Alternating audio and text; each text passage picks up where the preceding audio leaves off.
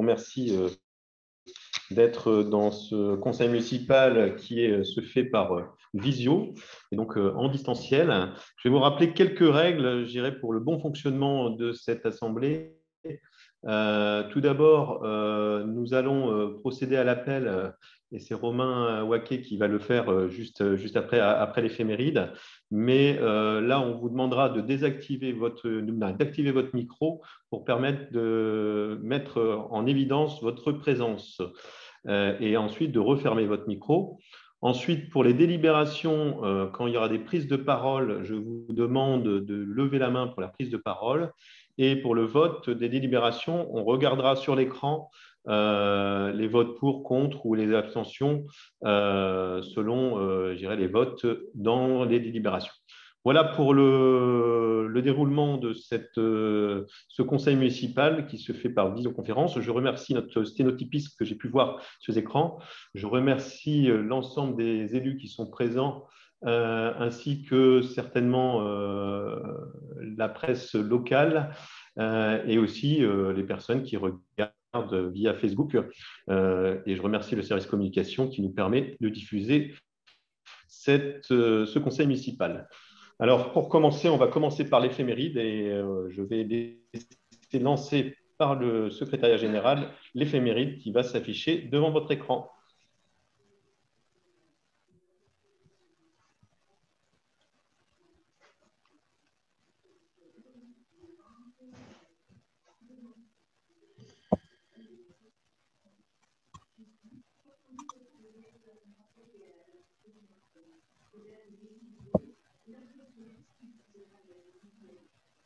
Alors, comme tout direct, il y a toujours un petit problème. Donc, je ne vois pas l'éphéméride s'afficher. Je demande de bien lancer. Pourtant, on avait testé, hein, comme d'habitude. Donc, je ne sais pas s'il y a un problème technique. On regarde ça pour vous l'envoyer dans les 5 minutes.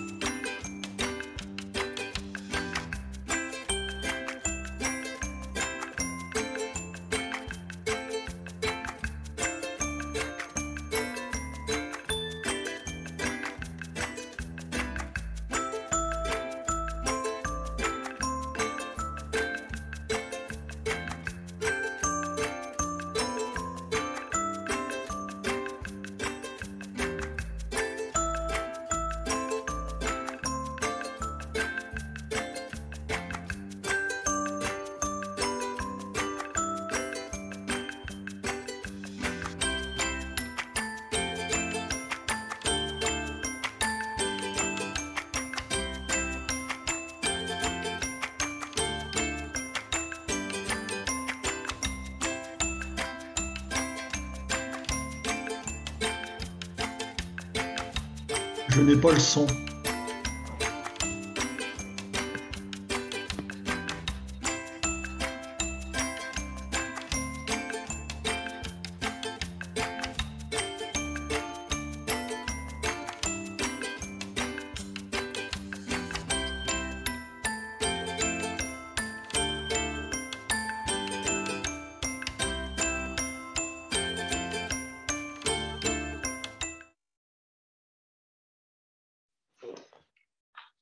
Eh bien, je remercie le service communication pour ce bel éphéméride. Vous voyez que beaucoup d'activités ont lieu depuis le dernier conseil municipal. On a pu voir de belles têtes blondes et de belles manifestations.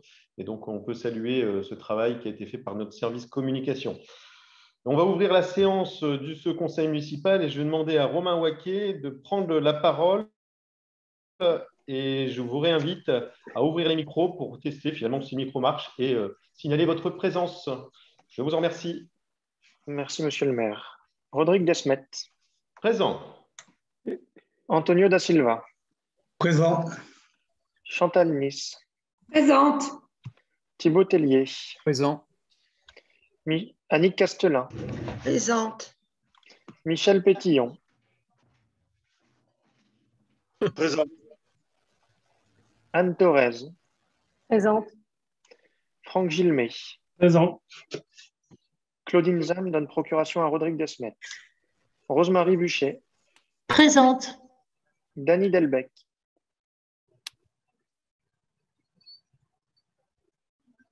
Dany Delbecq, il me semble. Je crois qu'il y avait des problèmes dont il n'entendait pas. Apparemment, il n'avait Je pas pense qu'il de a des son. problèmes de son. Ouais. Présent. Ah, voilà. Merci, Dany. Voilà. Merci, Dany. Thérèse-Marie Couvreur. Présente. Dominique Acou donne procuration à Alice Kinen. Claudie Rius. Présente. Thierry Mittenard. Présent. Olivier Donte. Présent. Simon Beaumont. Présent. Edwige Cardenia. Présente. Xavier Duquesne. Présent. Virginie Lamblin. Présente. Mustapha Guirou.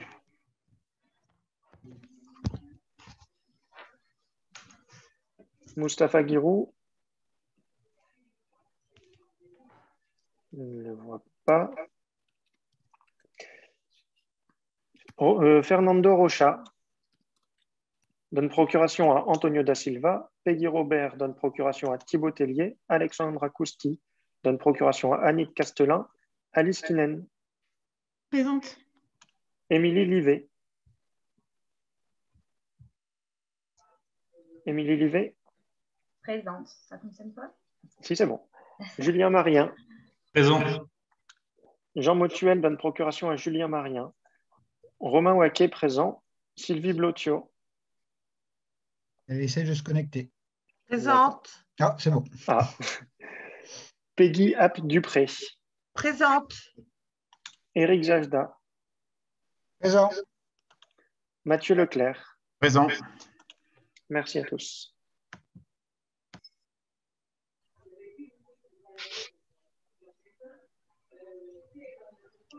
Je confirme simplement que Mustapha est en train d'essayer de se connecter. D'accord, merci.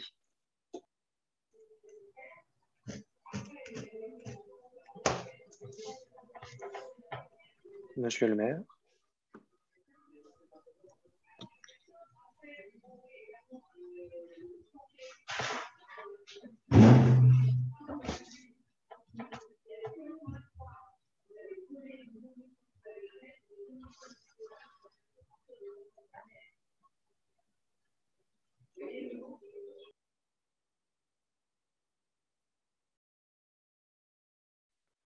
Est-ce que vous m'avez entendu?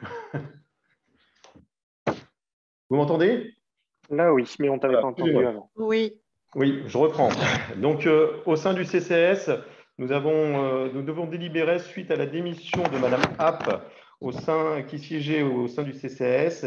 Et donc, aujourd'hui, nous allons délibérer et procéder à son remplacement. J'ai eu la candidature de Madame Blotio qui a porté candidature pour siéger au CCS. Et donc, elle rejoint la liste qui avait été fournie, donc M. Desmet en tant que président, Chantal Nice, Annick Castelin, Anne Thorez, Rosemarie Buchet, Claudine Zam, Thierry Mittenard, Peggy Robert.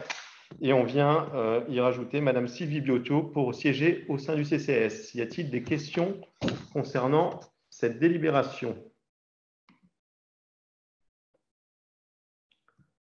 Je ne vois pas de main qui se lève. Donc, je porte aux voix. Qui est pour?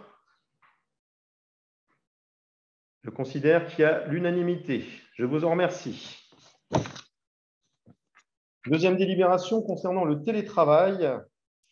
Donc, vous savez que le télétravail tend à se généraliser dans la pratique des organisations publiques et privées.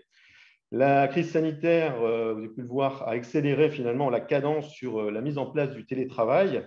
Et la ville de Ronques a aussi répondu à cette demande. Donc, pour la ville de Ronques, la démarche de réorganisation du travail permettant à la fois d'améliorer la qualité de vie des agents tout en assurant une continuité et une efficacité des missions du service public. Ce qui a été mis en place, donc le 20 novembre 2020, vous pouvez voir qu'un séminaire a été organisé par un prestataire extérieur qui a donné tous les éléments pour bien mettre en place ce télétravail. En décembre 2020, constitution de 4 groupes d'action-projet composés d'un pilote et de collaborateurs. Le 8 janvier 2021, formation des pilotes. De janvier à mai 2021, réunion des groupes de travail. Et en novembre 2021, constitution de 2 groupes de travail avec les volontaires des participants au GAP. De novembre à décembre 2021, réunion hebdomadaire. L'objectif des réunions hebdomadaires avait pour lieu de rédiger une charte relative au télétravail, d'élaborer un document d'aide à la décision pour les directeurs de service et élaborer un plan de formation. Donc aujourd'hui, vous avez la proposition d'une charte d'expérimentation, je dis bien expérimentation de télétravail à destination des agents municipaux de la ville et du CCAS. L'information a été faite auprès du comité technique le 20 janvier 2022 et a été votée à l'unanimité pour mettre en place cette expérimentation de la charte du télétravail.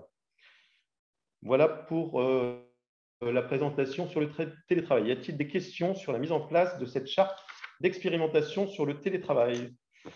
Si on peut me mettre les écrans pour savoir s'il y a des mains qui se lèvent.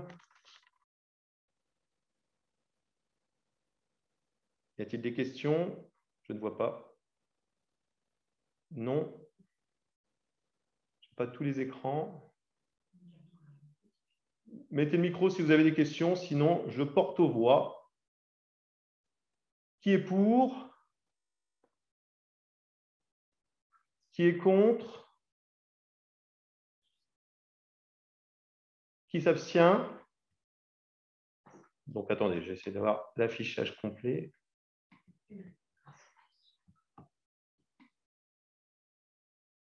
Non, j'arrive pas à voir l'affichage.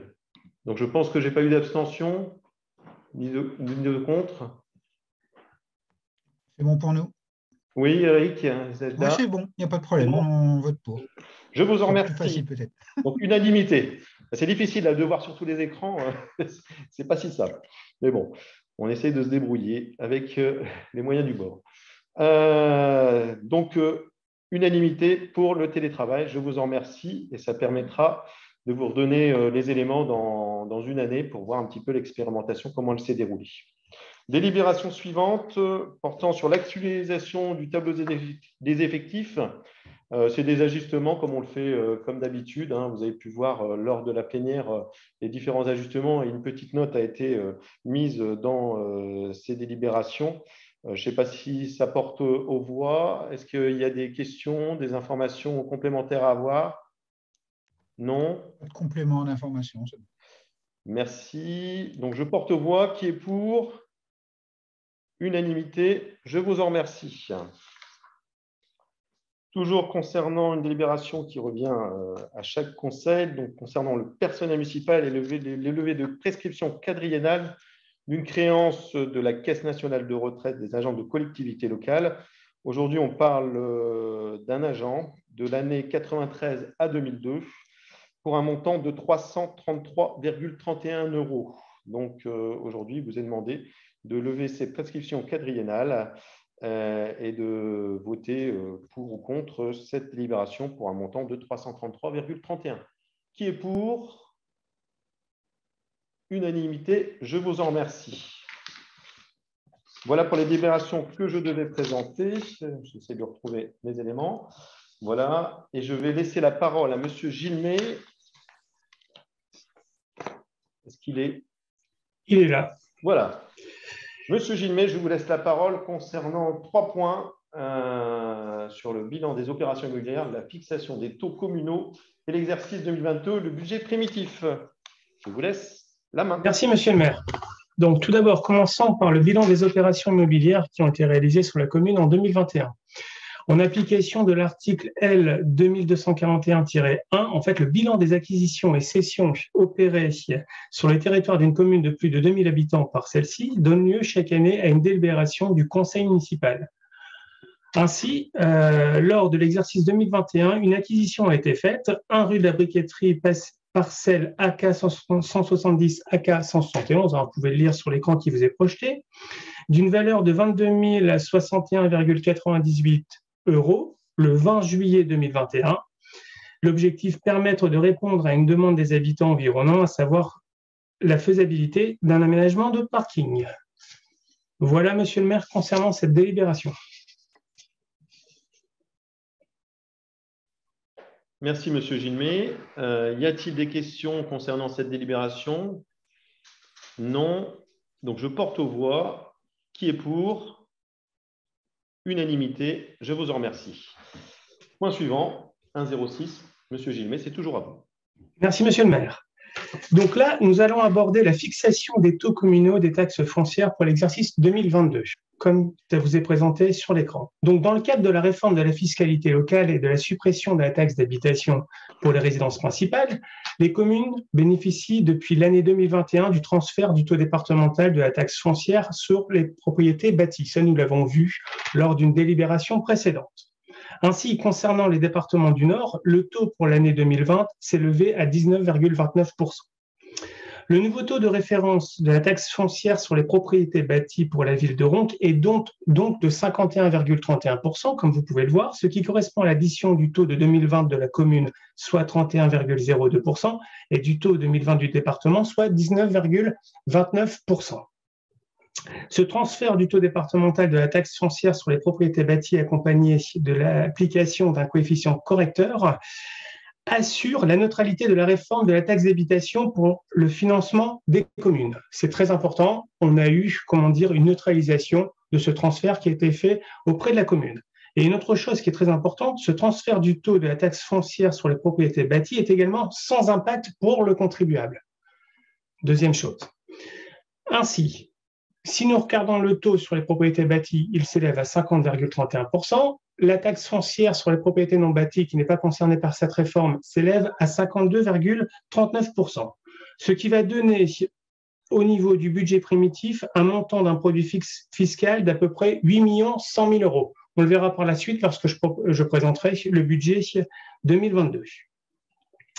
Il est donc proposé à l'Assemblée délibérante de se prononcer sur une reconduction des taux, comme je viens de vous les donner, et de procéder à l'ajustement du produit fiscal prévisionnel à l'occasion de la prochaine décision modificative en cas de nécessité. Voilà, monsieur le maire, pour cette délibération. Je vous remercie, monsieur Gilmet. Je pense que monsieur Zajda avait levé la main. C'est exact. Voilà. Merci. Simplement pour dire que nous voterons pour cette délibération comme nous le faisons chaque année, puisque c'était également dans notre programme. Je vous en remercie pour ces précisions. Monsieur Gilmet, oui.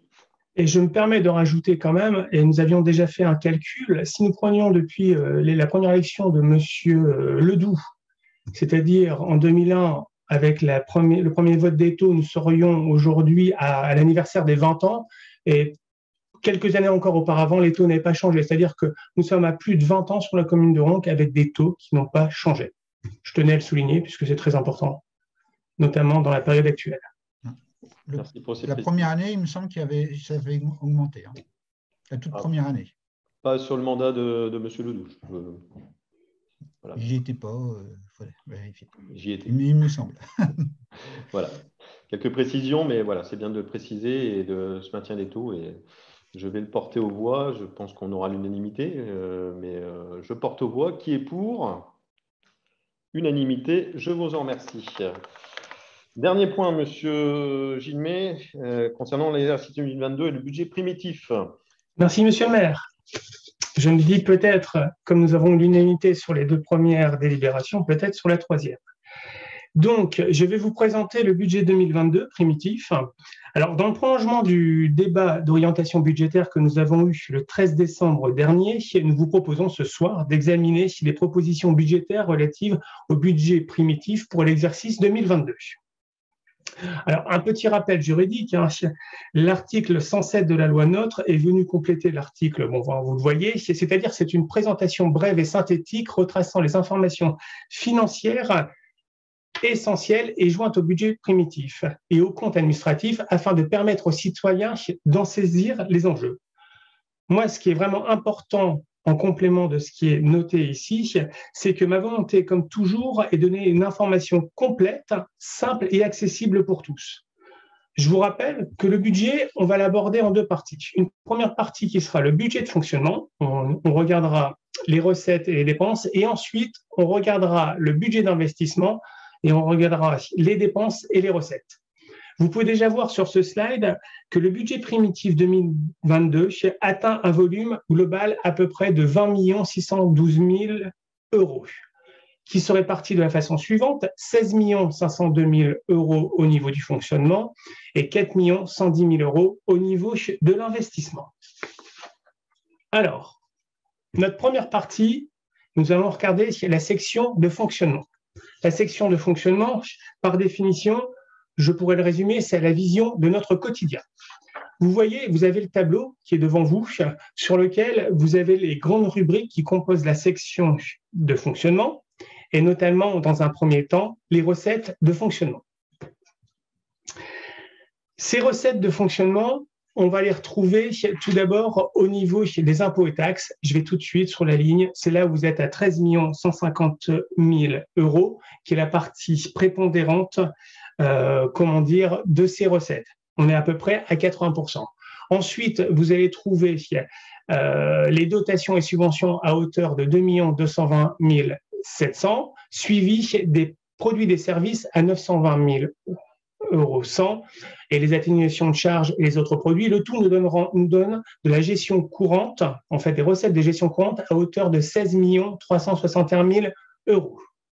Je propose de passer au slide suivant qui met vraiment en forme ce que je viens de vous dire. C'est-à-dire qu'ici, vous voyez, vous avez le camembert. Je vous ai parlé des impôts et taxes. Les impôts et taxes, vous les allez avoir en deux parties. Une partie qui est la fiscalité locale, qui est la partie qui est mauve ou violette, j'ai toujours un problème avec cette couleur, à hauteur de 8 100 000 euros, c'est 49%.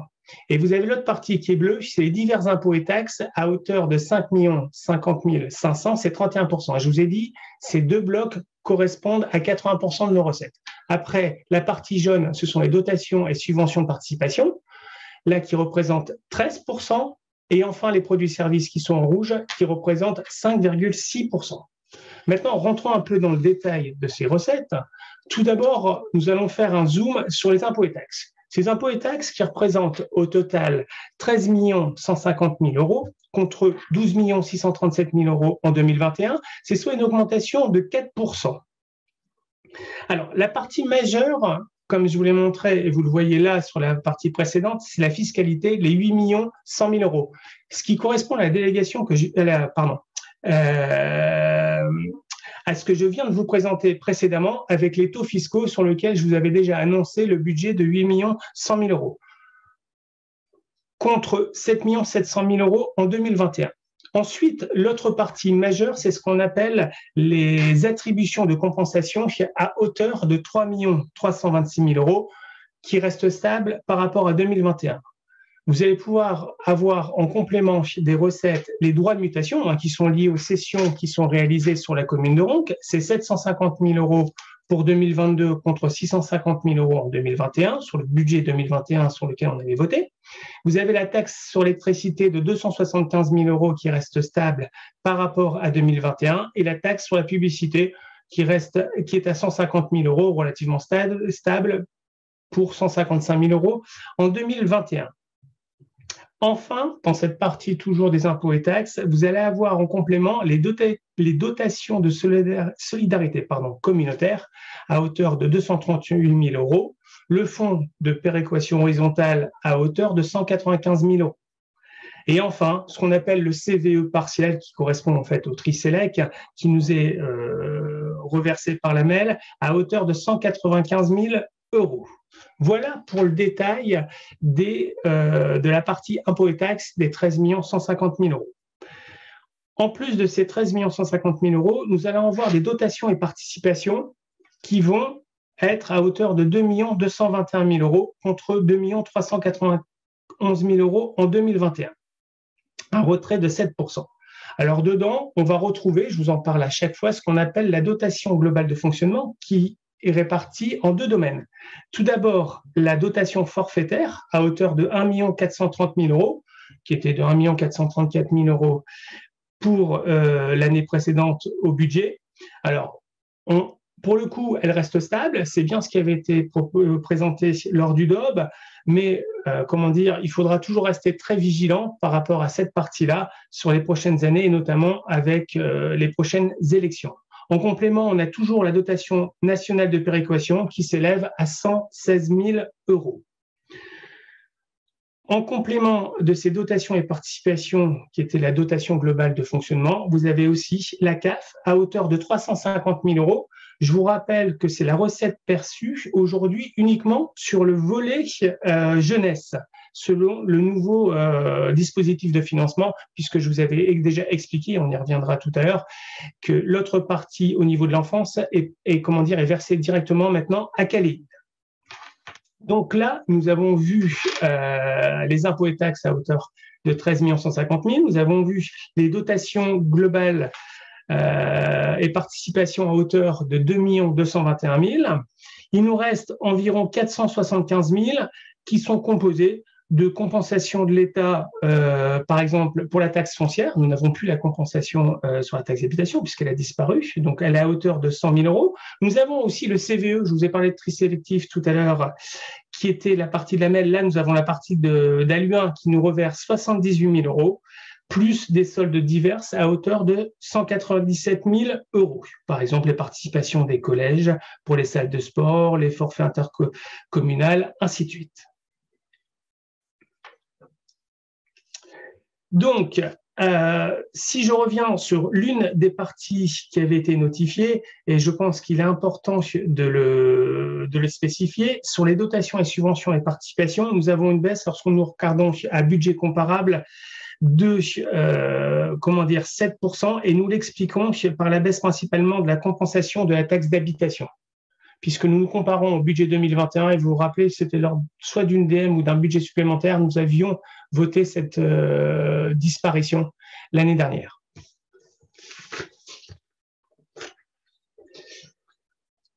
Donc, une autre partie majeure de nos recettes, qui est la troisième partie, après avoir vu tout ce qui était impôts et taxes, avoir vu les dotations et participations, maintenant voyons le produit des services. Le produit des services, il s'élève à 920 000 euros contre 834 000 euros en 2021. Alors, vous voyez, le produit des services, on parle des concessions de cimetières, des redevances et droits caractère culturel, à caractère sportif, à caractère social, les services périscolaires, tels que les garderies, la restauration scolaire.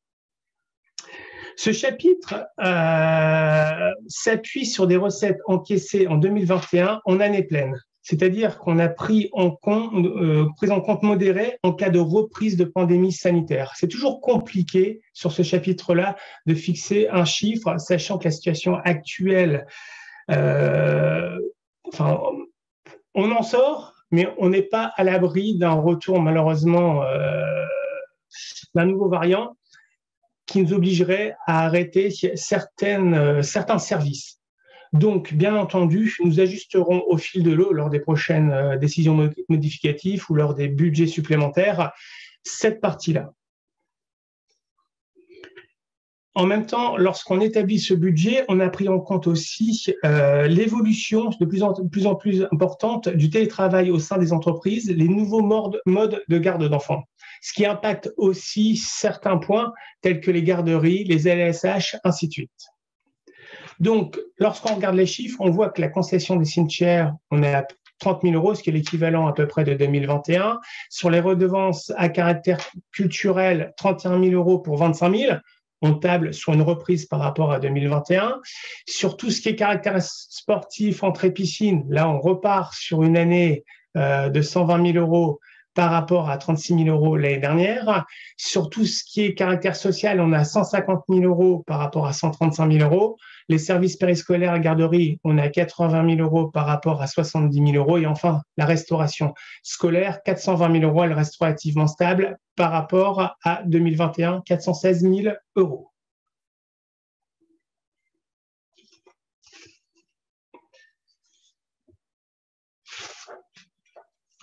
Nous allons terminer enfin par les autres produits de gestion courante qui s'élèvent à 50 000 euros. Là, on va retrouver par exemple le loyer du commissariat de police, les locations de salles municipales et enfin des produits exceptionnels pour 95 000 euros.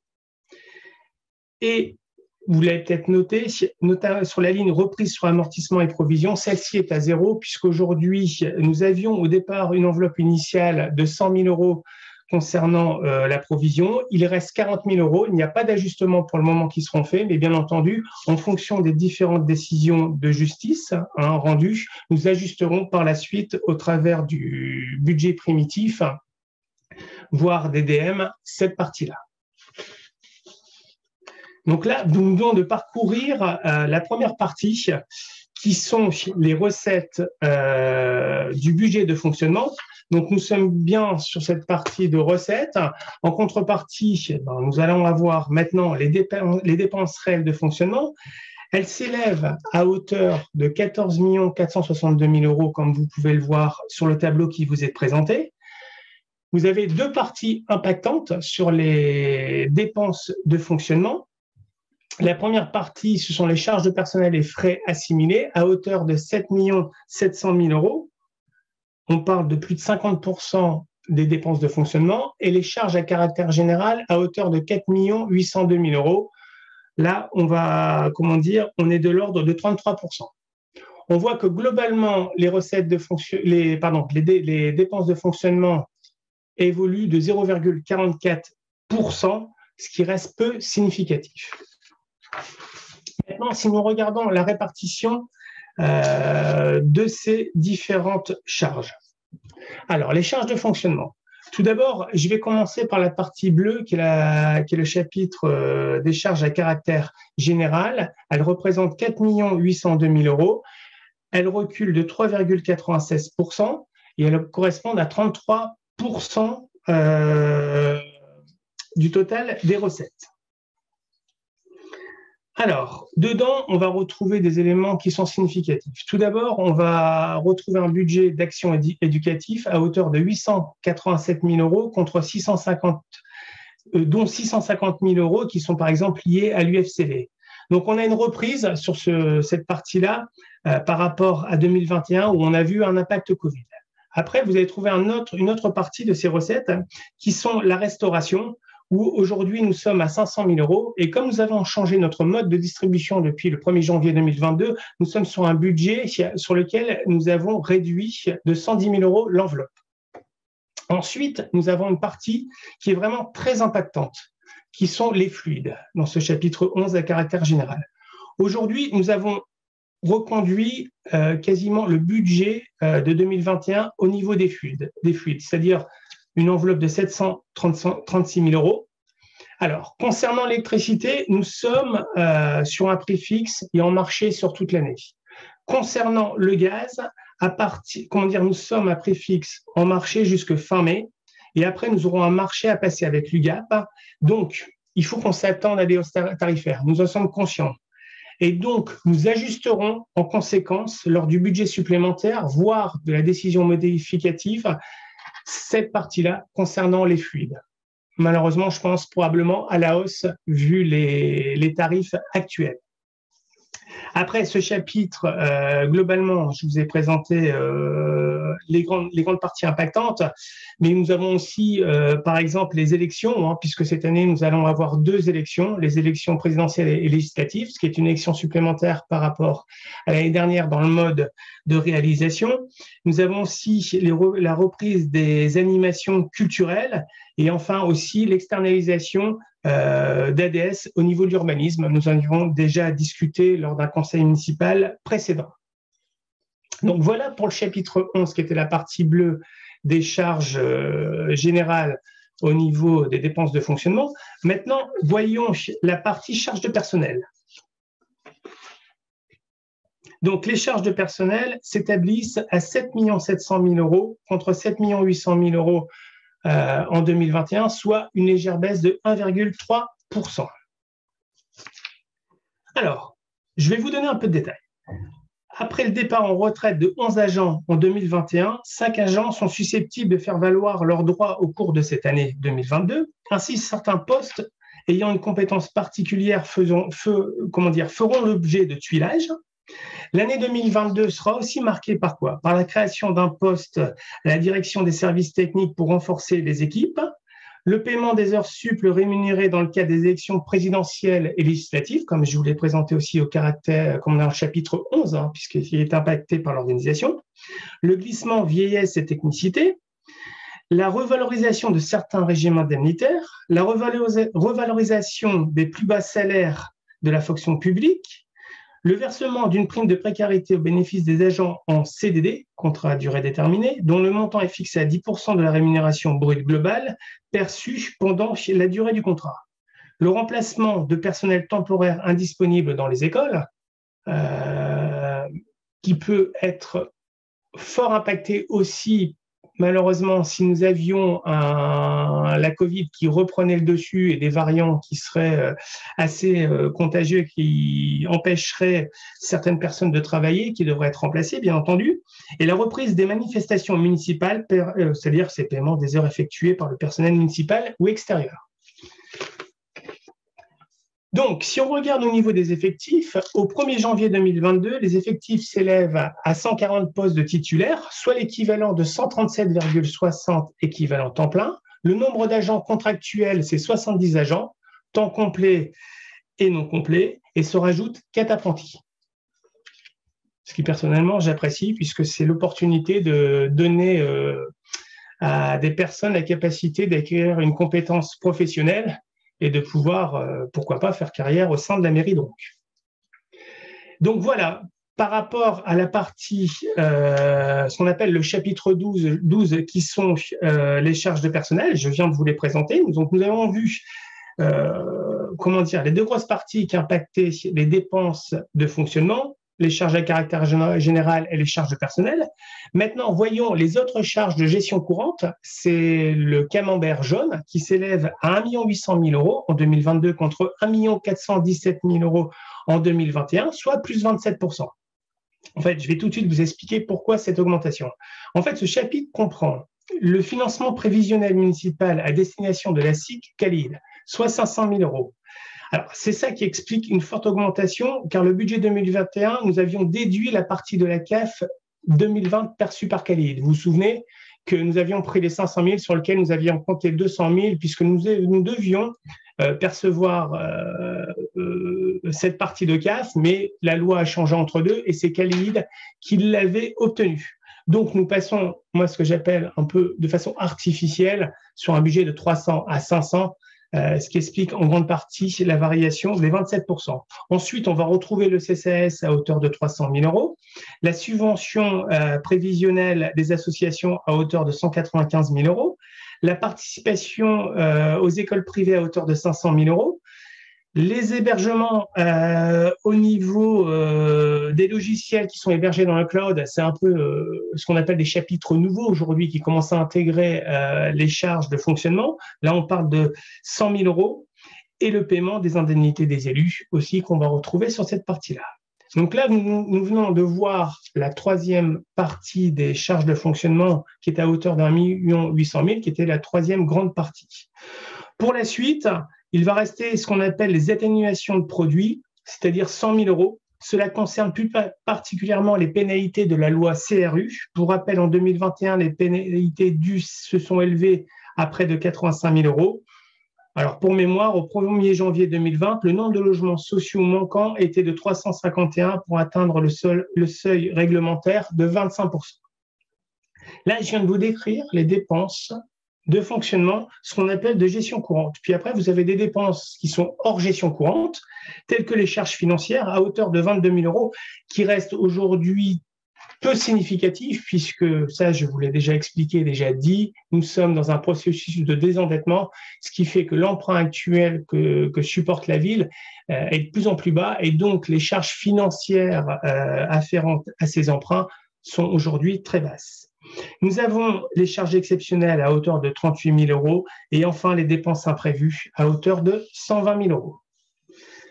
Donc là, je viens de vous présenter les recettes de fonctionnement, les dépenses de fonctionnement, et le tout, vous savez qu'on va après partir sur le budget d'investissement, et on va comprendre comment on va le financer, tous nos investissements, et une partie qui est importante du financement de notre investissement, c'est bien entendu l'autofinancement.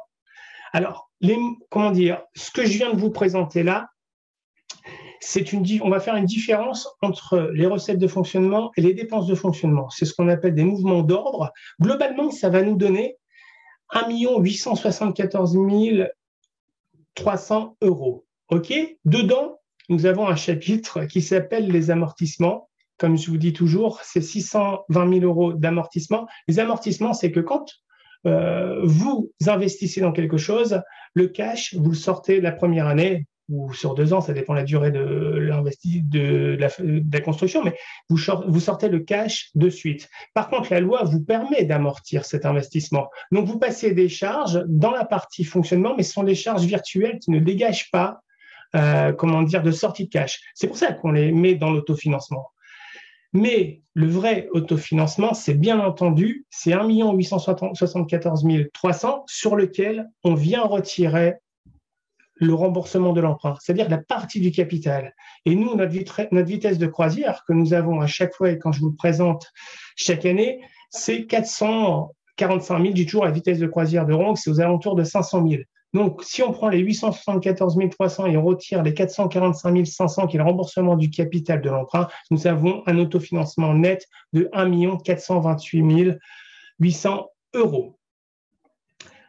Petite précision qui est toujours importante, et ça, je dois vous le faire. Je vous dis, on rembourse sur l'emprunt 445 500 euros cette année, pour 2022, sur lequel, n'oublions pas qu'il faut rajouter les frais financiers que je vous ai dit précédemment, qui sont vraiment aujourd'hui très bas, puisque nous avons un emprunt qui baisse fortement et qui commence à devenir non significatif. Et le tout nous apporte c'est une dépense de 467 500 euros. Voilà pour la partie de fonctionnement et notamment pour notre autofinancement que nous allons retrouver dans quelques minutes.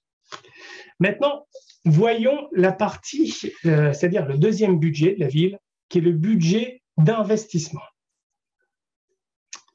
Donc, sur l'investissement, je vous l'ai dit en introduction, nous sommes sur une enveloppe de 4 110 000 euros. Dedans, on va retrouver des équipements et travaux à hauteur de 3 368 000 euros. On va en voir le détail par la suite. Ensuite, nous avons des dépenses imprévues qui sont un peu significatives à hauteur de 50 000 euros. Bien sûr, mon fameux remboursement du capital que vous retrouvez là à hauteur de 445 000 euros. Les autres mobilisations, 1 000 euros, c'est non significatif, plus des écritures d'ordre, qui sont des écritures, je dirais, assez techniques, telles que les travaux en régie, des amortissements de subventions d'équipement et des opérations patrimoniales, à hauteur de 245 000 euros, 700. Donc là, nous retrouvons, en faisant l'addition de l'ensemble de ces lignes de dépenses, les 4 110 000 euros. Maintenant, ce qui est important, c'est de voir comment vont se répartir les équipements, la dépense des 3 368 000 euros au niveau des dépenses d'équipement. Je pense, voilà. Merci. Donc, alors, comme vous le voyez, nous avons tout d'abord la partie des frais d'études à hauteur de 767 000 euros, qui va concerner la piscine, qui est l'élément marquant pour 600 000 euros. Nous allons continuer la restructuration du centre musical qui avait commencé sur l'exercice précédent sur 1 400 000 euros sur l'exercice 2022. Ensuite, nous avons tout ce qui est bâtiments scolaires. Nous continuons à investir dans nos bâtiments scolaires comme nous l'avons toujours fait précédemment, parfois sur des gros investissements, mais nous continuons aujourd'hui. Donc, vous voyez les différentes écoles, Curie, 24 000 euros. Cargomar, 23 000 euros. Jaurès, 16 000 euros. Neruda, 15 000 euros. Les bâtiments municipaux, les écuries à hauteur de 21 000 euros. Les anciens logements de conciergerie à hauteur de 2 000 euros. OK. Ensuite, nous avons l'éclairage public pour 130 000 euros, le chauffage pour 45 000 euros et la piscine pour 18 000 euros. Et là, nous parlons bien entendu des contrats d'exploitation. Les autres travaux sur la source, l'entrée, l'assainissement, la démolition de l'ancienne ferme pour 150 000 euros, la vidéosurveillance, l'installation de nouvelles caméras pour continuer à sécuriser notre ville à hauteur de 50 000 euros.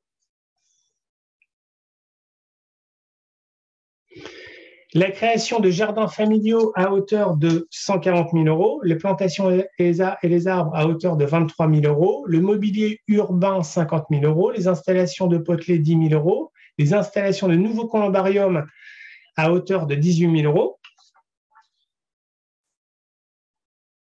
Le matériel informatique, vous avez 148 000 euros. Qui doit, je pense, une partie aller de pair avec le télétravail. Nous avons aussi les équipements divers pour 186 000 euros, les achats et renouvellements d'instruments de musique pour 50 000 euros, l'équipement de police municipale pour 32 000 euros.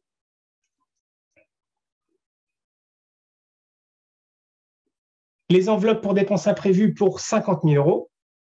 Et nous arrivons donc à un total de 3 368 000 euros. Voilà pour les dépenses d'investissement qui ont été prévues.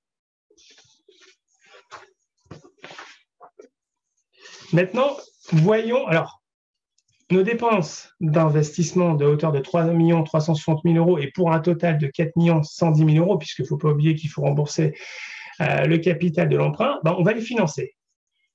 Tout d'abord par le fonds de compensation de TVA qui est à hauteur de 200 000 euros. Ensuite, par les subventions. Un travail important que nous avons commencé sur la fin du mandat précédent et que nous continuons sur ce mandat-ci. Vous pouvez voir que nous sommes à 984 000 euros. Nous commençons à avoir vraiment des sommes significatives et impactantes dans nos budgets et dans notre financement. Subvention du département pour le terrain synthétique, 300 000 euros. Le fonds de concours de la MEL pour les travaux du centre de musique à hauteur de 641 000 euros.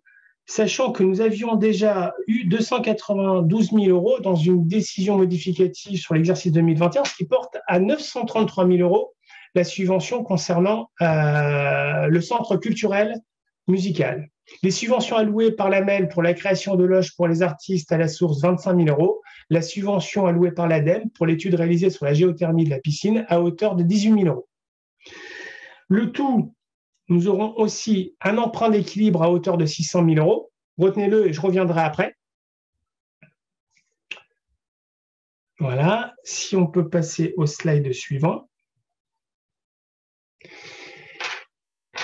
Le transfert de la créance numéricable du CIVU, vecteur Roubaix-Tourcoing, pour un montant de, au total, c'était 224 363 000 sur 7 ans. Cette année, c'est la dernière année, on est à 36 000 euros. OK. Ça, c'est une partie qui va s'effacer après par la suite. Le produit des cessions, on parle du 10 bis rue Jules Watteux, plus la vente du matériel de web enchères en ligne pour 170 000 euros. Les opérations d'ordre de 2 120 000 euros, on reprend ce que je vous ai expliqué auparavant, qui est l'autofinancement 1 300 000, la dotation aux amortissements 620 000 euros. Comme je vous ai dit, ce n'était pas de la sortie de trésorerie, donc ça nous permet de financer. Et les opérations patrimoniales pour 200 000 euros. OK ? Si vous faites l'addition de tout ça, et comme je vous ai dit, gardez un chiffre en tête juste précédemment, c'était les 600 000 euros, c'est ce qu'on appelle l'emprunt d'équilibre. En fait, cet emprunt d'équilibre, c'est pour être équilibré aussi bien dans nos dépenses d'investissement à 4 110 000 euros que nos recettes d'investissement à 4 110 000 euros. Mais c'est un emprunt qui est virtuel, puisque, bien entendu, lorsque nous aurons le résultat de l'exercice 2021 et l'autofinancement dégagé, nous annulerons cet emprunt d'équilibre et nous passerons l'excédent généré par le budget de fonctionnement de l'exercice 2021 qui couvrira largement les 600 000 euros et qui nous permettra, comme toujours, de continuer à financer nos investissements. Donc, vous voyez, là, je viens de vous expliquer le budget 2022, aussi bien la partie fonctionnement et les intérêts qu'il y avait, aussi bien la partie investissement et comment allait être financé et de quoi étaient composés nos investissements pour cet exercice 2022. Donc, moi, je dis c'est un budget qui reste fidèle à nos valeurs de réussite dans la continuité de mes prédécesseurs, c'est-à-dire c'est du pragmatisme, du réalisme et de l'anticipation. Voilà comment je peux résumer ce budget 2022. Bien sûr, nous restons toujours, comme nous l'avons toujours fait, attentifs à la situation économique, à la situation sanitaire, à son évolution sur cet exercice 2022, mais restons confiants et espérons que nous pourrons réaliser un budget, si je peux appeler ça normal, ce qui voudrait dire que les activités culturelles, les centres de loisirs, tout ce qui va avec, nos investissements qu'on commence à démarrer, tels que la piscine, ainsi de suite, puissent voir le jour. Et je pense que tout le monde pourra s'en réjouir.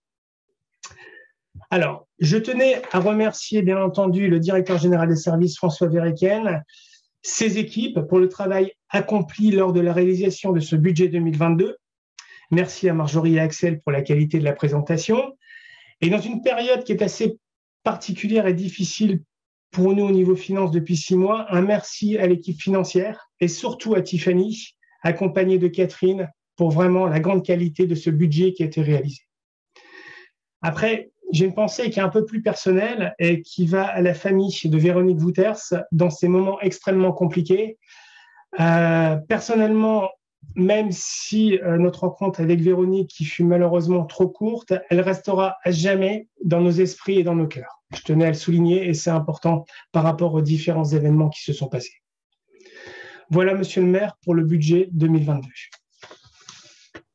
Merci, Monsieur Gilmet. Je m'associe à vos remerciements et cet hommage pour Madame Wouters qui nous a quittés trop vite. Mais voilà, mes remerciements vont à l'ensemble des personnes qui contribuent à ce pragmatisme, comme vous le dites, ce réalisme et cette anticipation, tous les services confondus, le service financier particulièrement, le secrétariat général et l'ensemble des personnes et des élus qui font en sorte que ce budget soit réalisé dans les meilleures conditions. Donc merci, je sais que ce n'a pas été facile, mais on sait toujours pouvoir compter sur le professionnalisme de nos équipes et je les en remercie et je m'associe à vous pour ces remerciements.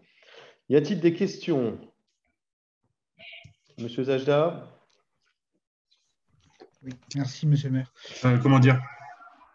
Je voulais d'abord également remercier toutes les équipes sur le budget. Alors, je n'ai pas posé beaucoup de questions, mais je sais que quand j'ai des questions à poser, elles sont vite. J'ai une réponse rapide, en tout cas. Donc, voilà, je voulais également souligner ce point-là. Alors, je vais décevoir M. Gilmet un peu évidemment, hein, puisque nous allons voter contre le budget comme nous faisons habituellement et on ne va pas refaire le débat du débat d'orientation budgétaire. J'ai juste 2 petites questions techniques. Je n'ai pas bien compris par rapport aux produits des recettes, enfin les produits.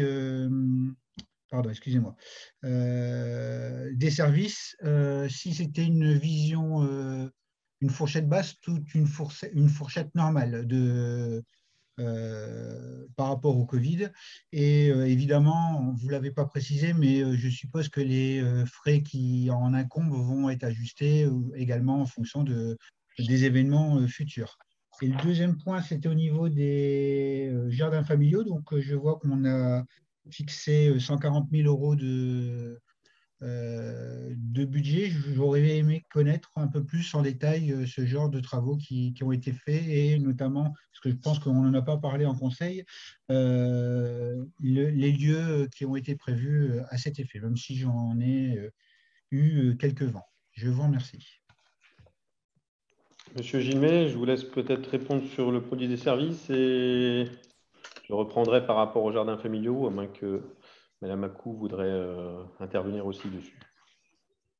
sur le produit de service, j'ai pas trop compris. En fait, ce que moi j'ai voulu dire, c'est qu'aujourd'hui, si j'additionne ce qui avait été diffusé, vous savez, des cimetières, le côté culturel, sportif, social, périscolaire et restauration scolaire, on est sur une enveloppe de 831 000 euros pour 712 000 euros, ce qui avait été, comment dire, sur l'exercice 2021, ce qui avait été voté.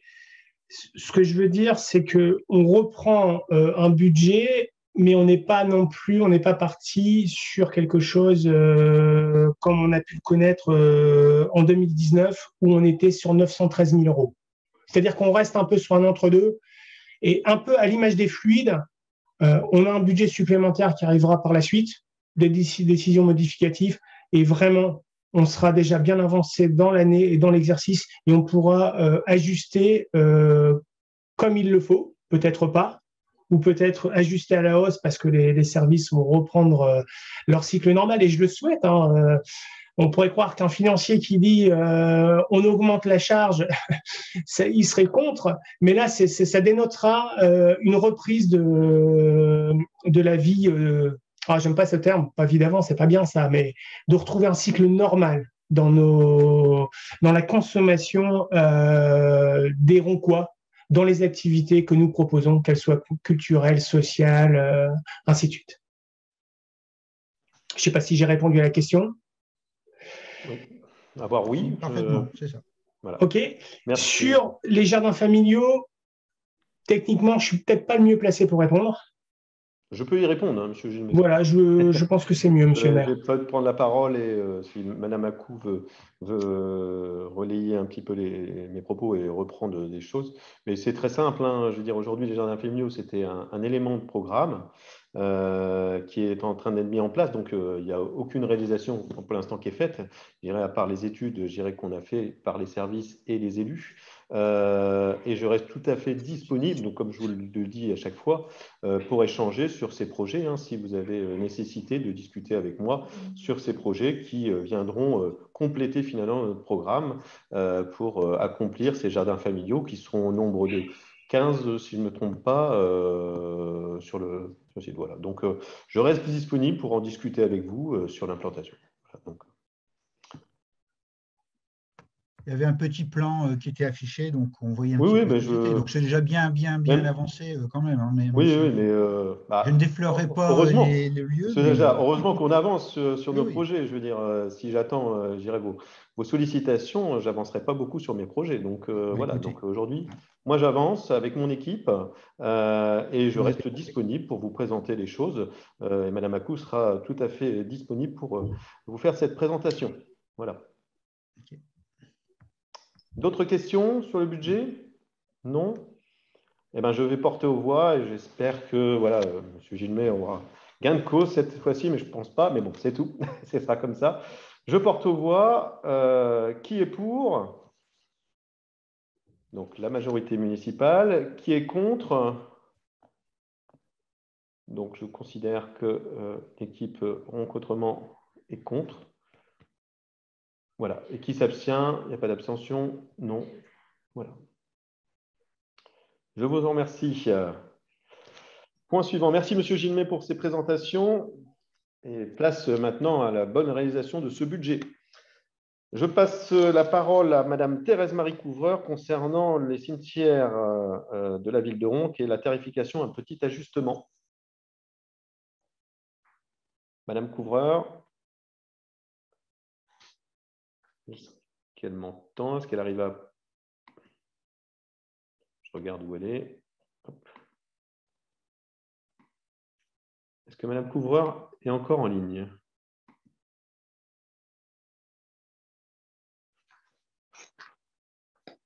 Je ne la vois pas.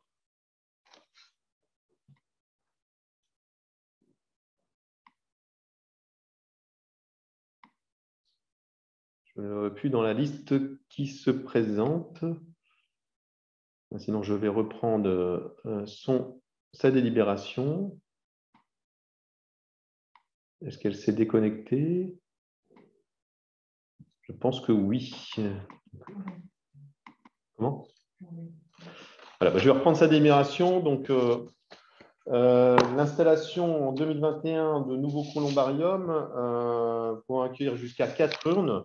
Donc, aujourd'hui, il y a la nécessité de revoir les tarifs en vigueur pour les columbariums sans modifier ceux des autres concessions funéraires. Donc, proposition de barème pour les columbariums. Donc, les nouveaux tarifs pour 15 ans, cases pouvant contenir 2 urnes, 400 €, dépôt d'urnes supplémentaires, 20 €. Donc, les urnes supplémentaires seront à 20 €. Cases pouvant contenir 3 urnes, 450 €, dépôt d'urnes supplémentaires, 20 €. Et cases pouvant contenir 4 urnes, 500 €, dépôt d'urnes supplémentaires, 20 €. Dès que la délibération sera votée, ça permettra de mettre en place cette délibération et ce nouveau tarif pour les urnes et ces cases pouvant accueillir les différentes urnes selon une durée de 15 ans. Il n'y a pas de dispositif pour 30 ans et 50 ans, donc c'est vraiment par rapport à une tarification sur 15 ans. Y a-t-il des questions sur cette délibération concernant les tarifs sur les columbariums?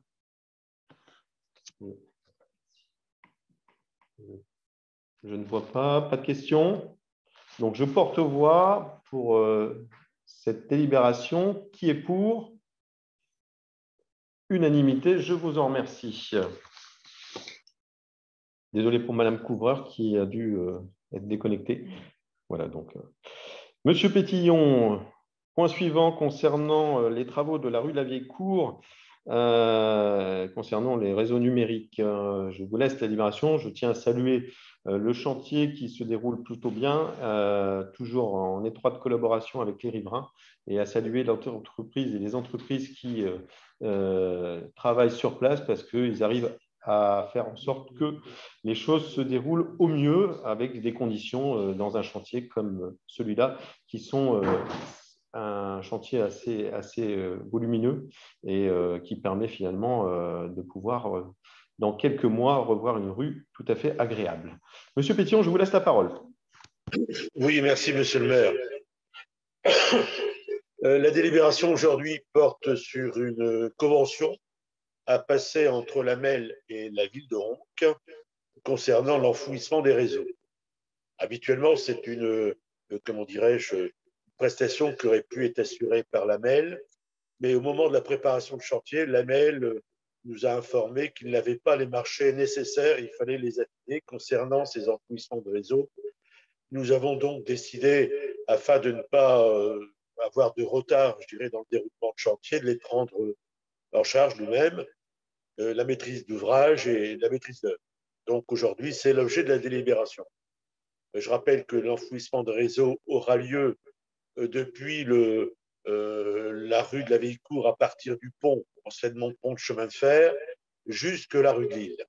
Donc une distance relativement importante. Nous enfouissons tout ce qui est réseau électrique. Donc il n'y aura plus dans la rue de réseau apparent, de réseau électrique comme on voit sur la photo de gauche. Tout sera enterré, et ainsi que les réseaux numériques. L'ensemble de cette prestation aujourd'hui dans les consultations est de 93 000 €. Et ensuite, les réseaux seront remis pour chacun ce qui les concerne, à la MEL notamment, et on touchera des subventions par rapport à cette dépense. Voilà, donc soumis à l'approbation du Conseil. Je sais que Eric m'avait interpellé la fois dernière en disant comment se fait-il que c'est la ville de Ronques qui assume, comme je lui ai dit, on assume tout simplement parce qu'on aurait pu avoir un vide, un creux dans le planning, c'est ce que nous n'avons pas voulu. Aujourd'hui, le planning reprend force et vigueur. Je dirais qu'actuellement, l'enfouissement des réseaux aura lieu au mois de février et les travaux de voirie proprement dits, qui consistaient au départ, bien sûr, le principal poste, reprendra à partir du mois de mars. Nous espérons, pour les vacances, en avoir terminé avec la rue de la Vieille Cour. Voilà. Merci, Monsieur Pétillon. Y a-t-il des questions concernant ces travaux? Non, je vous en remercie. Je porte voix. Qui est pour? Unanimité. Merci beaucoup. Dernier point à l'ordre du jour, un point important concernant le projet d'aménagement et de développement durable, le PADD. Et je vais laisser la parole à Romain Waquet qui a préparé ce document et ce débat sur les orientations du PADD. Monsieur Romain Waquet, je vous laisse la parole. Merci, monsieur le maire. Donc oui, dans le cadre de la procédure de révision du plan local d'urbanisme, la métropole doit réviser son plan d'aménagement et de développement durable et l'ensemble des communes de la métropole sont ainsi amenées à débattre des orientations de ce PADD. Donc, je vais vous présenter nos grandes orientations que nous avions définies dans le cadre de ce PADD afin d'échanger dans un second temps. Alors, s'inscrire dans la politique d'une métropole aux villes apaisées et harmonieuses, au sein desquelles les déplacements doux sont favorisés et le développement urbain est raisonné, en cohérence avec les identités respectives des villes et de leurs quartiers, notamment des villes à la campagne, véritables atouts métropolitains, sont les maîtres mots des orientations proposées par la ville de Ronques dans le cadre de ce débat relatif au PADD. Nous souhaitons ainsi que la place de la nature en ville soit renforcée, mais aussi que les projets de renouvellement et de développement urbain ou de densification raisonnée du centre-ville intègrent les impératifs en matière de lutte contre les îlots de chaleur et de performance énergétique, tout en facilitant les déplacements doux, tenant ainsi compte des apprentissages de la crise sanitaire, notamment de la décroissance de la place de la voiture en ville. Nous allons ainsi développer l'ensemble de ces orientations au travers 3 orientations. La première sur les politiques d'habitat, de mobilité, d'urbanisme, la deuxième sur les transformations économiques du territoire et la troisième sur la prise en compte des enseignements de la crise sanitaire et des autres enjeux de préservation de l'environnement et du cadre de vie. Donc, dans un premier point, en matière de politique d'habitat, de mobilité et d'urbanisme. En matière de mobilité, nous souhaitons que soit assuré un maillage territorial efficient. En ce sens, une cohérence réciproque entre le réseau de transport en commun et l'implantation des pôles d'habitat économiques, commerciaux et d'équipements publics doit être assurée. L'axe de transport doit ainsi pouvoir parfois être redessiné pour alimenter une zone urbanisée et ainsi relier les pôles de logement aux pôles monofonctionnels. En ce sens, le renforcement du réseau de transport en commun doit passer également par l'intégration de liaisons vers le monde économique, notamment à Ronques, le CIT et le parc d'activités Pierre-Mauroy, afin de relier ces pôles monofonctionnels aux pôles d'habitat. Aussi, dans le cadre de la stratégie de densification et du renouvellement urbain, il faut tenir compte du niveau de l'offre de transport et à défaut des capacités de stationnement ou de développement d'outils permettant un autre mode de déplacement, notamment l'autopartage, les parkings 2 roues, les places triporteurs, VO cargo ou les bornes de rechargement électrique. Tout cela pour définir des capacités de densification maximale appropriées au secteur. Il convient également de favoriser les modes doux et le maillage territorial en sécurité et d'accélérer la reconquête du circuit pédestre et cyclable en liaison avec les villes du territoire et les acteurs tels que les agriculteurs. En matière de renouvellement et de développement urbain, ensuite, nos maîtres mots sont le respect de l'identité communale et les particularités du quartier. Il convient ainsi d'imposer une consultation lors des projets d'ouverture à l'urbanisation ou de renouvellement urbain. Aussi, il convient de limiter davantage l'étalement urbain et de favoriser une densification raisonnée dans son environnement et compatible avec les capacités des infrastructures, nous le disions précédemment, de transport, mais aussi les équipements de proximité. Dans le cadre de cette stratégie de densification, les problématiques de gestion des flux et du stationnement doivent être anticipées, en particularité dans les centralités aux rues étroites ne permettant pas d'absorber les véhicules des riverains en place. Dans le cadre du renouvellement urbain, il est ainsi nécessaire de mieux connaître le potentiel foncier, mais aussi de pouvoir mesurer l'impact sur le cadre de vie des changements de destination de ces parcelles dans un quartier constitué dont on connaît à la fois les faiblesses et les forces, les faiblesses pouvant être la desserte, le stationnement, le manque d'équipements publics ou d'espaces verts, etc. Il faut en ce sens appréhender le potentiel foncier des friches avec vigilance car il n'est pas mobilisable en totalité et ne peut satisfaire tous les besoins. Il faut tenir compte des projets en cours, des surcoûts engagés par la pollution et de l'insertion dans l'environnement. Dans le cadre de ce renouvellement urbain et du développement urbain, un égal accès au numérique doit aussi être garanti dans tout immeuble, qu'il soit économique, d'habitat ou commercial. Dans le cadre des politiques de développement et de renouvellement urbain, la densité doit aussi être abordée en termes de densité heureuse. Il faut notamment y intégrer la question de la répartition des espaces verts à proximité, en préservant ou développant les cœurs d'îlots verts, cadres de vie, d'échange et de partage social, véritables poumons d'îlots dans les centralités de ville. Il convient également en ce sens de veiller à la préservation du patrimoine végétal remarquable.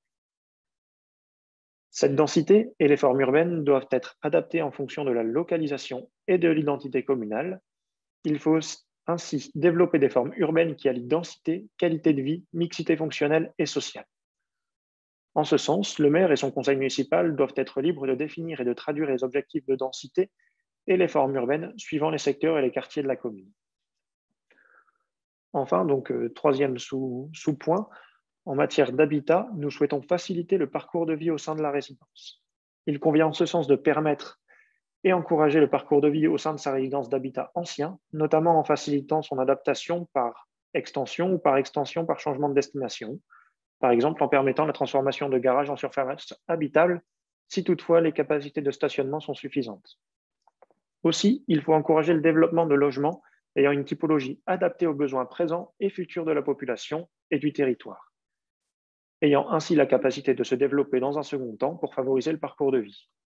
Le dimensionnement des habitations neuves ou anciennes doit en ce sens permettre une pleine fonctionnalité, notamment face à l'agrandissement de la famille ou au vieillissement de la population. Il convient enfin de valoriser les points d'apport collectif de déchets ménagers et biodéchets, notamment dans les secteurs d'habitat anciens, pouvant difficilement entreposer des poubelles individuelles. En matière de transformation économique maintenant, nous souhaitons des pôles monofonctionnels à la fois attractifs et évolutifs. Il convient ainsi de permettre et encourager le développement d'activités connexes au sein des pôles monofonctionnels, en autorisant l'évolution des pôles monofonctionnels vers une part de multifonctionnalité. Il est également nécessaire de faire évoluer le règlement et d'autoriser un taux de surface de vente commerciale proportionnel à la surface des unités foncières. Il faut permettre en zone urbaine économique de satisfaire aux besoins de logement de certaines activités. Et enfin, il faut faciliter l'évolutivité de ces zonages dans le temps afin qu'ils puissent s'adapter aux évolutions de la société et aux besoins de renouvellement urbain, permettant de répondre notamment au déficit de logement en PLH3. Enfin, la place de la nature et de l'environnement doit être réaffirmée au sein de ces pôles monofonctionnels afin de les valoriser et d'en accroître l'attractivité et le bien-être en ville. Pour ce faire, il faut encourager le développement d'espaces naturels et de rencontres ou de détente au sein des pôles monofonctionnels, qu'ils soient économiques ou commerciaux, de notre territoire. Ainsi, il faut également favoriser le développement d'entreprises innovantes et éco-responsables au sein de ces différents pôles. Il convient également de tenir compte des micro-activités qui sont un vivier puissant de la transformation économique. Il faut ainsi permettre leur développement, tous zonages confondus, dans la mesure où ils ne sont pas incompatibles au secteur sur lequel ils se développent. Enfin, un troisième point, relatif aux apprentissages de la crise sanitaire et à la préservation des enjeux environnementaux et de cadre de vie. Donc, dans un premier temps, relativement à l'évolution du travail et des modes de consommation dus à la crise sanitaire, la crise sanitaire a mis en avant de nouveaux modes de travailler et de consommer. Il convient d'en tenir compte et ainsi d'encourager le développement d'espaces d'activités connexes au sein des pôles d'habitat, tels que des espaces partagés, des espaces de télétravail, etc. Il faut également renforcer le circuit court et les zones maraîchères, mais aussi permettre et encourager le développement de fermes urbaines. Relativement au monde agricole, il convient de les associer comme partenaires des grands enjeux environnementaux. En ce sens, il convient de valoriser écologiquement les espaces agricoles en impulsant par exemple la plantation de haies, d'arbres, etc. Il faut également encourager un tramage agricole canalisant et optimisant le tamponnement et l'écoulement des eaux. Et enfin, en matière de préservation de l'environnement en ville et de nos ressources, il faut lutter contre la pollution lumineuse et l'hyperconsommation en limitant davantage la publicité lumineuse et en adaptant l'éclairage public aux besoins réels et au rythme biologique des espèces, en se basant sur des données précises et des conseils avisés en termes écologiques, mais aussi de sécurité. Il convient également de mettre en œuvre les conditions favorables au développement de la Smart City en utilisant les données du territoire pour préserver nos ressources et optimiser nos déplacements. La nature en ville doit toujours être encouragée, tout comme la valorisation environnementale des espaces délaissés, des franges non valorisées, etc. Enfin, une construction qualitative des immeubles doit être garantie et des espaces de respiration prévus dans les quartiers afin de faire face à l'impératif du bien vivre en ville. Il convient aussi pour les nouveaux projets d'être ambitieux en termes de performance énergétique et de veiller à la lutte contre les îlots de chaleur, mais aussi de veiller au traitement des eaux pluviales à la parcelle, notamment par absorption.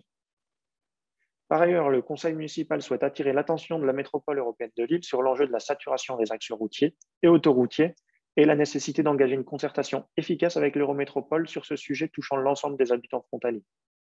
La ville rappelle également l'impératif de lisibilité du PLU, garant de sa compréhension par tous et de son application uniforme sur l'ensemble du territoire métropolitain. Je précise enfin que l'ensemble de ces orientations valent pour l'ensemble du territoire métropolitain et non pas pour le seul territoire de Ronc. C'est bien une vision métropolitaine qu'on défend ici. Et je souhaite, dans un dernier temps, avant de vous repasser la parole, Monsieur le maire, pour la suite de ce débat, remercier l'ensemble des agents qui ont pu nous assister dans la rédaction de ces éléments de débat, au premier titre desquels notre directeur des services techniques. Remercier également Michel Pétillon pour la confiance dont il a fait preuve à mon égard et pour sa précieuse aide dans le cadre de l'élaboration de ces éléments présentés. Et remercier également l'ensemble des membres de notre Assemblée délibérante, de la majorité comme de l'opposition, puisque tous ont pu être entendus et participer ainsi à nourrir nos échanges afin de porter une vision qui, je l'espère, sera partagée par tous ce soir au service de notre ville et de notre métropole. Merci, Monsieur le maire.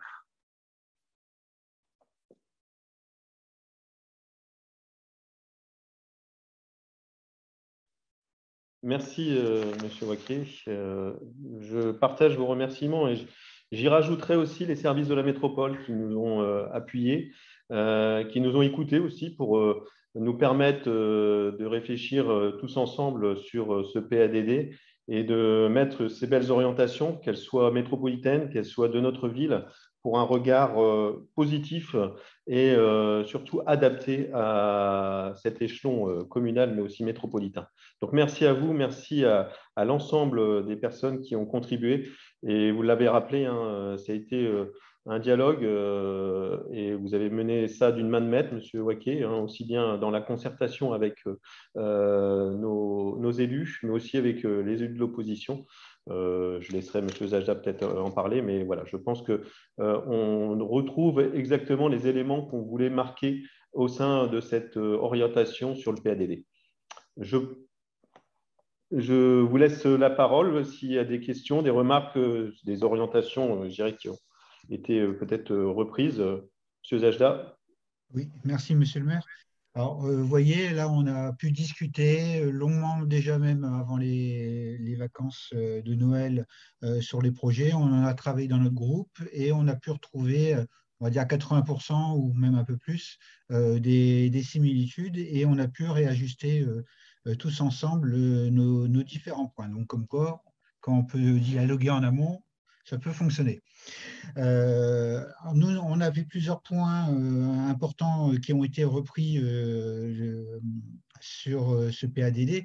On parlait notamment de la circulation et du déplacement. Donc, on prône évidemment tout ce qui est transport en commun de qualité, qui hélas n'est pas toujours actuellement quelque chose de grande qualité et ce qui permet, avec ces problèmes-là, de favoriser encore la voiture plutôt que prendre les transports. Donc, plus on aura des transports en commun de qualité, plus les gens prendront facilement les transports en commun. Après, nous, dans notre projection, on pense évidemment que le véhicule individuel va à terme disparaître. Ce n'est pas quelque chose qui est viable encore une centaine d'années. Donc, il faut absolument partir sur ces points-là. Notre deuxième axe qui était important, c'était l'écoulement des eaux. Donc, évidemment, la préservation des espaces verts, des zones d'évacuation d'eau qui se fait au niveau urbain ou au niveau agricole. On parlait également de la pollution lumineuse. Donc, là, ça a été repris là dans le PADD, mais on parlait, par exemple, on a poussé assez loin notre réflexion, mais par exemple, de baisser les intensités lumineuses dans les rues à partir de certaines heures.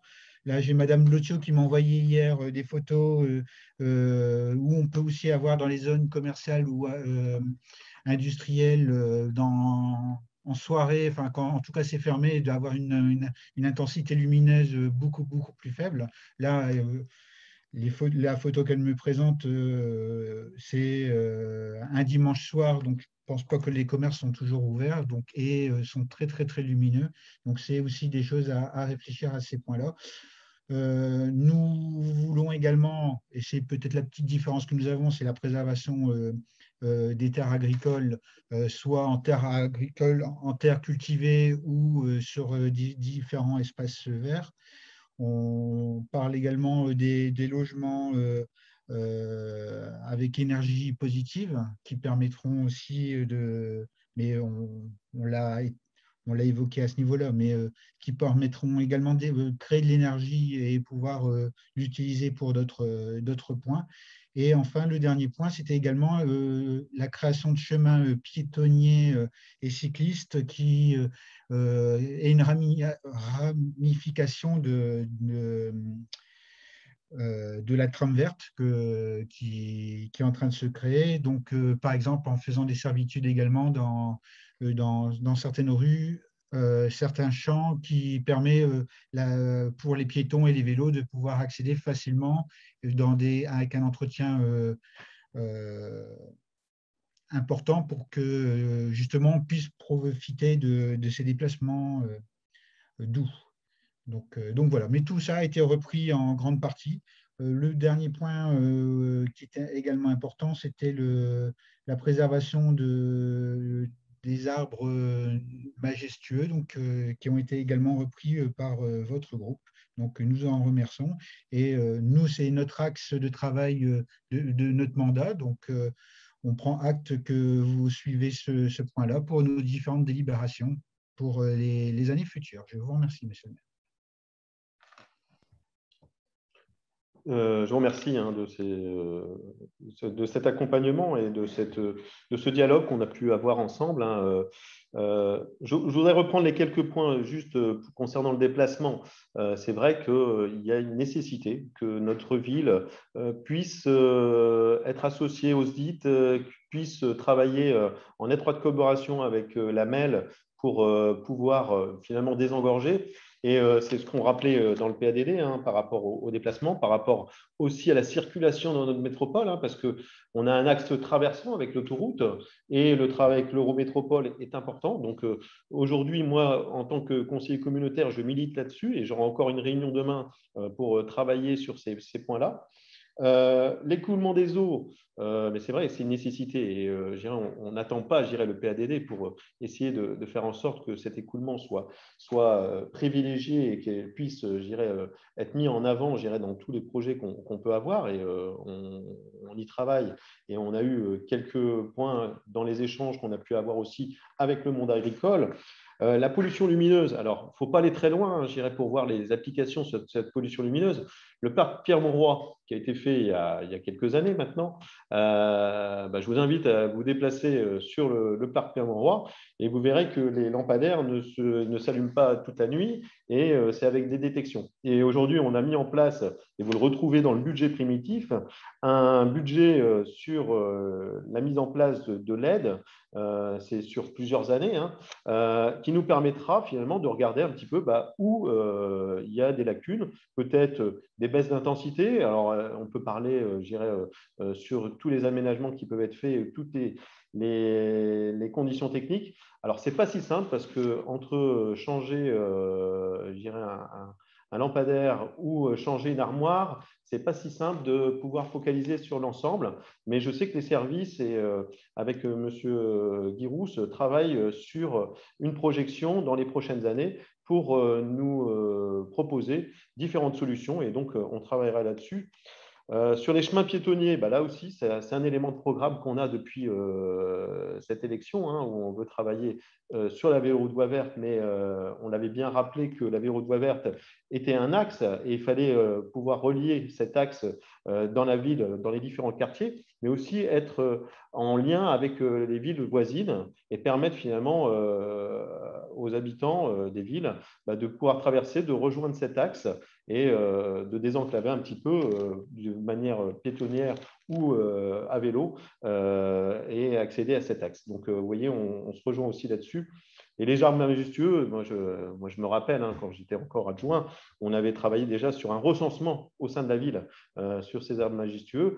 Aujourd'hui, oui, on a des projets sur différents fonciers et on va essayer mettre en place toutes ces choses-là pour permettre finalement de préserver ces espaces et surtout ces arbres en adéquation avec nos projets et permettre finalement, je dirais, d'accompagner ce PADD. Donc, vous voyez, alors je pense que vous n'êtes pas assez optimiste, hein, je dirais, par rapport aux 80%. Je pense qu'on est à 98% d'accord, allez, 2% de désaccord. Mais c'est un peu comme beaucoup de délibérations. Vous voyez bien qu'aujourd'hui, on trouve un terrain d'entente.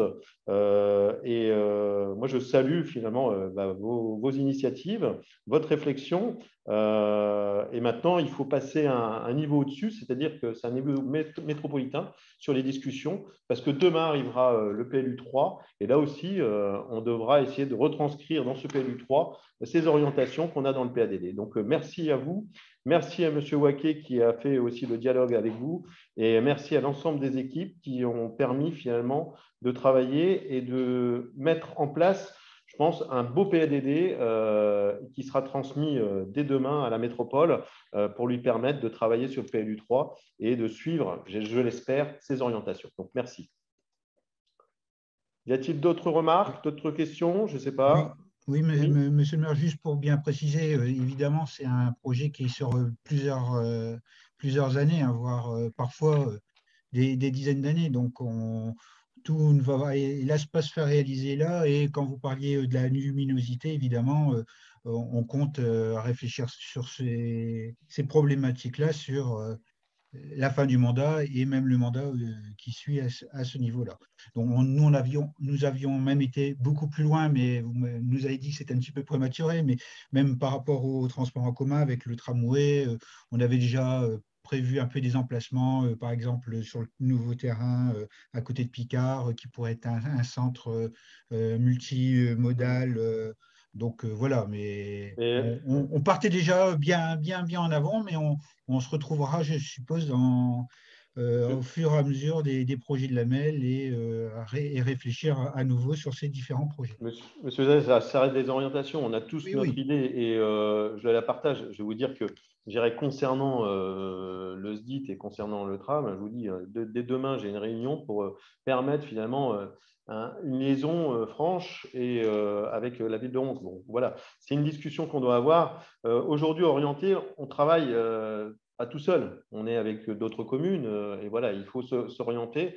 On peut flécher, mais il faut surtout orienter les choses de façon que la ville de Ronques s'y retrouve et qu'on puisse accompagner nos enfants. Et je tiens à rappeler, hein, en ce moment même, Madame Robert, c'est pour ça qu'elle n'est pas là, elle est en train de travailler, je dirais, avec les services métropolitains qui faisaient un petit rappel au niveau de la Velle et de la Lys sur les problématiques qu'on a sur les transports en commun actuellement. Et donc, M. Leprêtre a réuni les villes, et donc ça tombe en même temps que le conseil municipal, mais on a missionné Madame Robert qui a bien voulu nous représenter et on aura un petit peu les réponses aux attentes parce que c'est vrai qu'il y a beaucoup de failles et beaucoup de problématiques actuellement sur les transports en commun sur la métropole. Et donc, voilà, on est attentif à tout ça. Madame Blotcho, vous avez peut-être une question et Monsieur Waquet.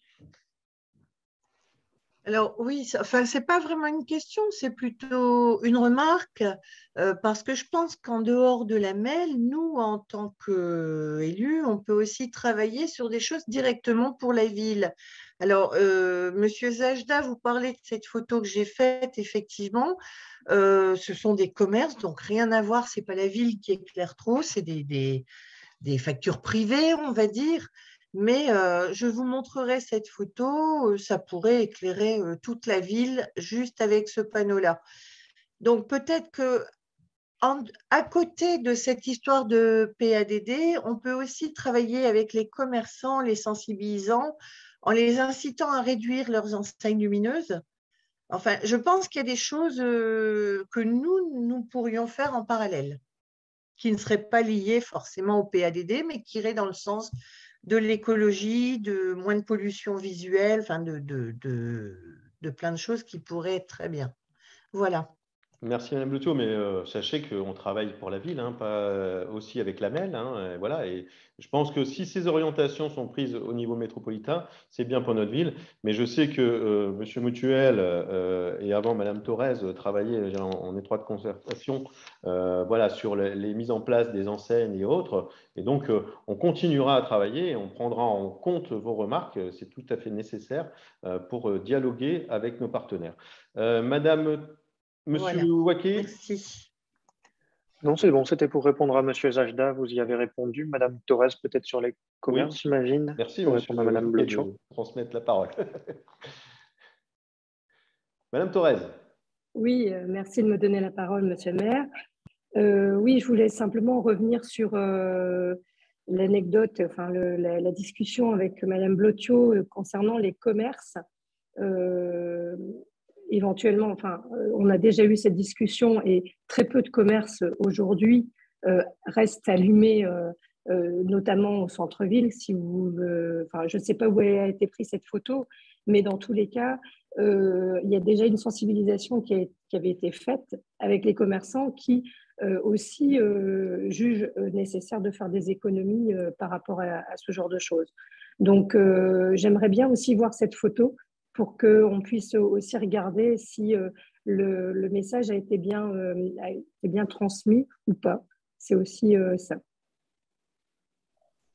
On va éviter de mettre sur les réseaux les photos. Voilà. Je vous demande, on travaillera là-dessus et on transmettra à l'ensemble du conseil municipal et à M. Mutuel aussi, pour travailler sur ces enseignes et permettre de travailler ensemble là-dessus. Je vous en remercie. Y a-t-il d'autres questions, d'autres remarques? Non? Bon, juste pour dire, c'est plutôt des enseignes qui sont le long de l'autoroute. Ah, hein, d'accord. sans stigmatiser ni l'un ni l'autre. D'accord, très bien, merci. Merci pour ces précisions. Eh bien, je clôture ce débat. Il n'est pas soumis au vote, hein, et donc on l'enverra tel quel. Je pense que vous l'avez approuvé, j'irai en général sur la grosse partie de ce débat. Je vais passer au dernier point. En fin de compte, j'ai oublié lors de l'introduction de faire approuver le procès-verbal de la séance du conseil municipal du 13 décembre 2021. Y avait-il des questions concernant ce procès-verbal? Non. Eh bien, je porte aux voix. Qui l'approuve? Unanimité. Je vous en remercie. Alors, je tiens à vous dire que les arrêtés de décision du maire pris par délégation du conseil municipal depuis sa dernière séance, donc du 13 décembre 2021, sont disponibles toujours au secrétariat général et avec la crise sanitaire. Et ils vous les transmettront via mail si vous le demandez au service du secrétariat général. Voilà. Eh bien, je peux lever cette séance. Je vous en remercie. C'est jamais facile de le faire en visio. Hein. On préfère être en présentiel. J'espère que le prochain conseil qui sera en mars nous permettra d'être en présentiel. Je vous remercie pour ces débats, pour vos orientations et vos conseils. Et je vous souhaite tout d'abord, on est le 31 là. Donc, je peux encore vous souhaiter une bonne année 2022 hein, à vous toutes et à vous tous et aux spectateurs, du moins aux personnes qui sont encore connectées sur les réseaux. Et je vous souhaite une excellente soirée. Merci à vous et passez une bonne année 2022. Merci. Et merci au service pour la préparation de ce conseil.